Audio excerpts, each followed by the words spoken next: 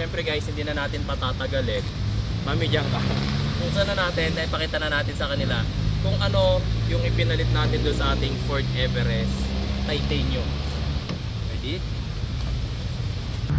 Hi guys, so last time nag-upload tayo ng video na binibenta na natin yung ating dream car, yung ating Ford Everest Titanium.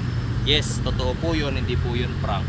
Talagang binibenta ko na siya kasi magpapalit na po tayo ng unit. So marami na namang nagpiestang mga bashers, kesyo hindi ko totoong dream car si Ford Everest. Magpapalit na daw ako ng Japanese car. Actually ito, yung ating ipapalit na SUV, nakakuha na tayo. So pinover ko muna kasi gusto ko i-unbox ulit. Tapos para ipakita sa inyo ipakita sa inyo kung ano ipapalit natin na unit, okay? So bago natin tanggalin yung cover, guys, hulaan nyo muna hulaan nyo muna kung ano tong sasakyan na ipinalit natin. Last time nga pala, nag-review tayo ng Toyota Fortuner. Actually, nung gumawa ako ng review ng Toyota Fortuner, nakakita naman talaga ako ng mga positive things about sa kanya na nakakatuwa rin. Marami rin nagsabi sa akin na good choice na pinalit ko sa Everest ko is a Toyota Fortuner. Pero tingnan natin kung ito nga yun, yung Toyota Fortuner. Pero ito, pakita ko sa inyo sa itsura ba ng kanyang bumper. Ano sa tingin niya? Anong sasakyan to? Dito, ayan. Eh, pati may mags. Sa tingin nyo, anong mags yan? May hint na. May hint na ba kayo? Dito sa likod. Ayun na, nakikita yung logo ng mags. Ayan. Tingnan nyo maigi. Anong SUV yung may antenang ganong kataas? Yung gantong likod. Ayan. Yung gigantong side mirror. Ito, tingnan nyo. Ano sa tingin nyo yan? Yung hulma ng side mirror. Hulma ng side mirror. Okay. So, gusto nyo na bang malaman talaga? Ayaw nyo na ng medyo, ano pa, pa-suspense pa natin. Actually, ano nga pala ngayon guys? December 25. So, regalo ko rin to kay Mrs. Actually, si Mrs. Yan yung Mrs. Ayaw niya talagang ibenta yung aming Ford Everest. Ayaw niya. Kasi yun yung kauna-unahang sasakyan na naipangalan sa kanya. Okay, so ayaw niya talaga. Pero sabi ko, Mami, it's for the better. It's for the better, okay? So, napapayag ko siya for after so many discussions. So, syempre guys, hindi na natin patatagalin. Mami, diyan ka. Buksan na natin, dahil pakita na natin sa kanila kung ano yung ipinalit natin doon sa ating Ford Everest Titanium. Ready? Ito na guys. Ito na guys yung pinalit natin sa Ford Everest Titanium natin. 1, 2, 3.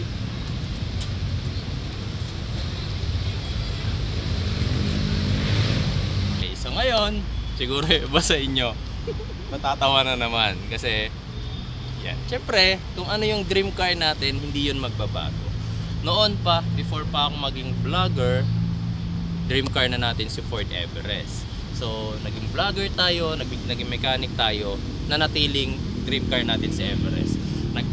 Nagkaroon ako ng Everest and dumating sa punto guys na sabi ko sa sarili ko, hindi ako nagkamali na Ford Everest ang dream car ko.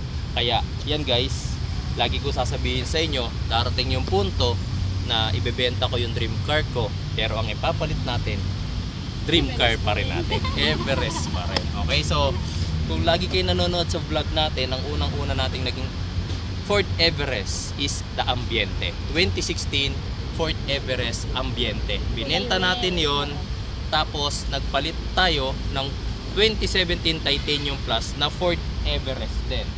So ngayon, yung silver na yon, ibinebenta natin at nag-upgrade tayo. This is a 2020 Ford Everest Titanium 4x4, 4-wheel drive. By turbo na yan guys.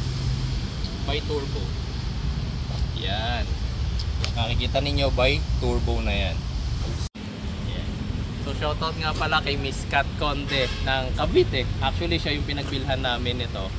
At alam nyo ba guys, saktong-sakto kasi noon pa, ang gusto talaga naming kulay ng Ford Everest is the sunset red. Saktong-sakto, sunset red yung nakuha namin. Okay? So, maraming salamat Miss Kat Conde na pakumbinsin natin si Mrs. na mag-upgrade tayo ng Ford Everest Titanium. So, anong bago rito sa ating Ford Everest. Syempre ito. Kaya tayo nag-upgrade, gusto natin yung 2.0 na. 2.0 na makina. Tapos bi-turbo. Okay. Tapos ang kagandahan dito guys, this is a 4-wheel drive na nga.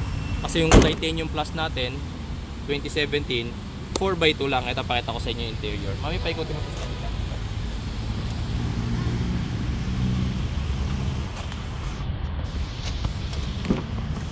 Ayan. So ito makikita ninyo, halos walang pinagkaiba yung itsura ng 4x4 sa 4x2. Syempre, ayan makikita ninyo, ito yung selector for our terrain. Tapos ito makikita ninyo, push start na siya dahil nga top of the line 4-wheel drive. Nga pala nabili natin to 45,000 pa lang ang kanyang mileage directly sa first owner. Tapos ito yung kanyang interior. Ayan, naka power seats din of course. Syempre naka sunroof din. Ayan, diba? Tapos ito yung kanyang interior na napakaganda. Ford Everest pa rin. Syempre merong parking assist, active park assist, meron tayong differential locking, then 4x4 controls here. Tapos syempre meron na tayong sports mode for our transmission. Ayan. Tapos na mas updated yung ating infotainment. Tapos ayan, open na yung ating sunroof. Tapos dito naman tayo sa likod. Ayan. Syempre top of the line to, lift gate. Power lift gate tayo. Tapos ito yung kanyang third row seat.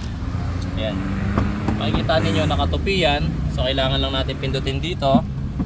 Tapos power seats. Yan, diba? So dito sa Everest natin, wala naman tayong ibang in-achieve dito kundi mag-upgrade ng mas modelo. 2017 yung luma ko, nag 2020 tayo ngayon. 4x2 yung luma, nag 4x4 tayo ngayon. Okay, so may mga nag-comment nung nakaraan, sir, bakit hindi ka bakit hindi ka ano ba yun, yung next gen, o kaya yung mga sabi ng iba, mukhang next gen yung ipapalit nyo.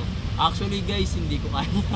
mahal pa, hindi ko pa talaga kaya yung ganun. Second hand lang yung kaya natin, tapos yung gantong modelo. Actually taga Cavite, member nga pala siya ng Ford Everest Club. Shoutout nga pala sa Ford Everest Club Philippines.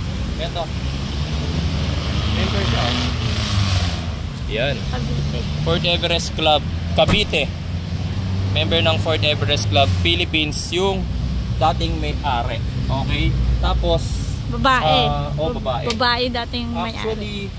Actually, ang konting issues ko lang talaga rito is nung una nakuha ko to, marami kong pinadetailing ko yung loob. Tapos ito, may scratch din dito.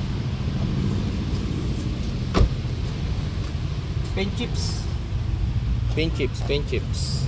Yan, so wala namang way para ma-fix yan kundi paparepaint. Pero hayaan ko muna na ganyan kasi I want to preserve yung pagiging original mileage niya.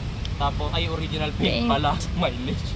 Siyempre, nung binili ko sa original mileage to, kasi nga first owner to, tas in-scan ko yan.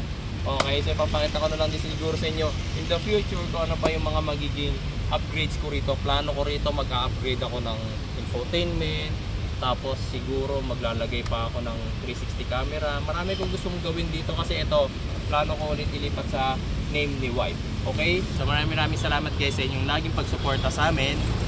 Syempre dahil naman sa inyo kaya namin nabibili yung dream car namin. Okay, so yun nga pala, dahil nabanggit ko rin sa inyo sa video na binenta na namin. Actually binibenta kasi nasa amin pa yung silver. Binibenta namin yung Ford Everest 2017 Titanium Plus namin. Message nyo na lang ako sa cellphone number na nakikita nyo dyan sa inyong screen kung gusto nyo kayo yung maging next owner ng aming Ford Everest Titanium 2017 na nasa picture na yan. Okay, so maraming salamat guys at kita-kita po tayo sa next video ni Jeep Doctor.